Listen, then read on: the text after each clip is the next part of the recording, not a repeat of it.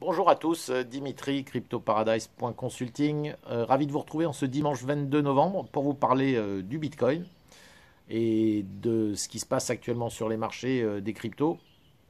Alors, globalement, comme vous le voyez, le Bitcoin, et comme pour ceux qui suivent, le Bitcoin est en train d'approcher très clairement ses plus hauts historiques.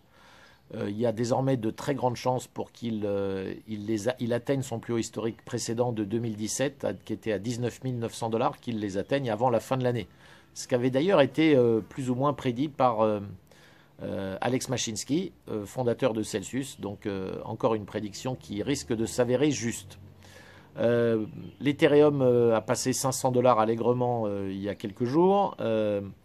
Il est en train de rattraper un petit peu, je dirais, le retard qu'il avait sur le Bitcoin. Et puis, il est fort probable que dans une troisième phase, ce soit les altcoins qui suivent.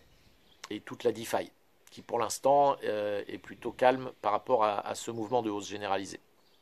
Alors voilà, moi je voulais aujourd'hui attirer votre attention sur une chose qui est assez phénoménale. C'est sur finalement la psychologie des foules.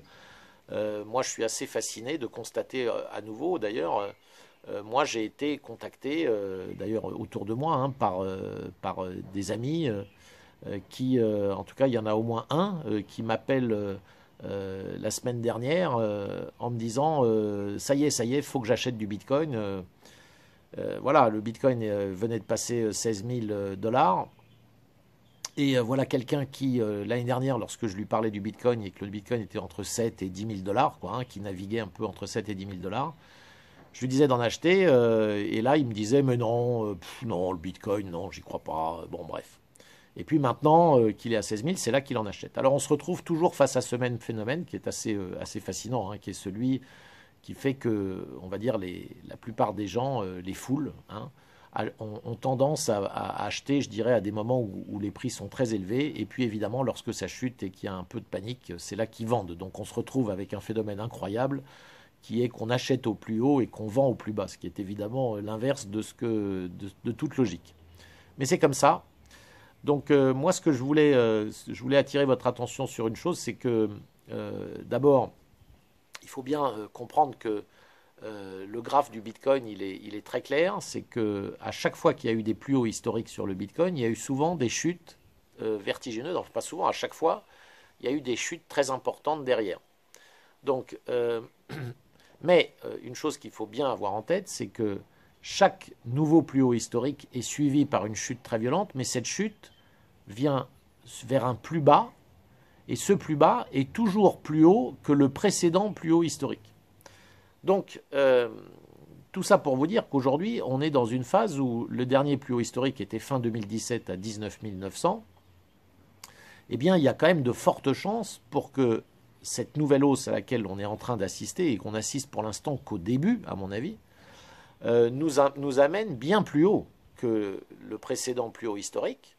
Alors, j'ai aucune idée combien, hein, vous entendez de tout, hein. Il y en a qui vous prédisent 50 000, d'autres 100 000 et d'autres même plus. J'ai vu que la Citibank prévoit le Bitcoin à 305 000 $ à la fin de l'année 2021. Donc, bon. Mais quel que soit ce niveau, le niveau qui sera touché, qui sera un nouveau plus haut historique, vous pouvez être certain que derrière, il y aura une forte chute. Et cette forte chute risquera d'entraîner le Bitcoin assez loin dans une chute, hein, peut-être encore de l'ordre de plus de 50% par rapport à ce nouveau plus haut historique qui aurait été atteint. Mais il y a fort à parier que ça n'ira pas plus bas que le précédent plus haut historique, donc de 19 900 $. Alors tout ça pour vous dire qu'il y a une chose dont on est à peu près certain aujourd'hui, c'est que le Bitcoin en dessous de 10 000, à mon avis, c'est terminé. Donc ça, c'était à prendre. Et cette période-là, elle est, je pense, définitivement révolue. Alors bien sûr, on n'est jamais sûr de rien. On peut avoir d'autres surprises. Mais on peut quand même assez sereinement supposer qu'un Bitcoin en dessous de 10 000, c'est du passé, la page est tournée. Maintenant, la question, c'est un Bitcoin en dessous de 20 000. Donc, est-ce qu'il est encore temps d'acheter? Alors moi, je dirais simplement aujourd'hui, oui, il est encore temps d'acheter parce qu'on est, comme je vous l'ai expliqué, encore en dessous du précédent plus haut historique. Et acheter à ces niveaux-là aujourd'hui, ce n'est pas une hérésie. En revanche, évidemment, on risque des fluctuations avant d'arriver au plus haut historique. Là, on est tout proche des 20 000, mais allez savoir, on peut très bien demain perdre 20% pour ensuite rebondir et repartir vers à l'assaut du dernier plus haut historique.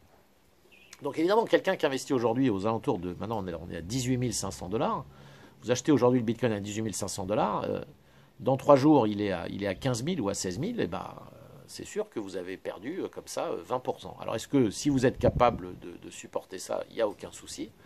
Mais si tout ça peut vous faire stresser, donc je le dis très, très clairement, n'investissez pas sur le Bitcoin.